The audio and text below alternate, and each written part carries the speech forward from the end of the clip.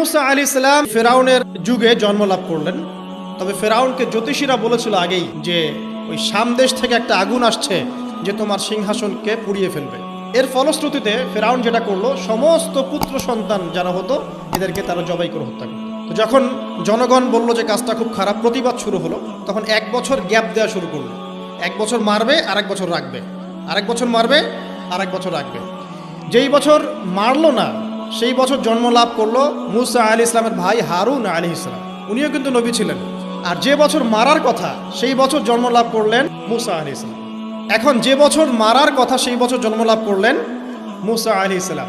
এখন মুসা আলাইহিস সালামের মা কিন্তু তখন খুব শঙ্কিত, ফেরাউন তার সন্তানকে হত্যা করবে। আল্লাহ রাব্বুল আলামিন কোরআনের মধ্যে বলেছেন সূরা কাসাসের মধ্যে, মুসা আলাইহিস সালামের মায়ের হৃদয়টা খুব শঙ্কিত ছিল যে তার সন্তানকে হত্যা করে ফেলা হবে। আল্লাহ রাব্বুল আলামিন বলছেন যে আমি তার কলবে ইলহাম করলাম,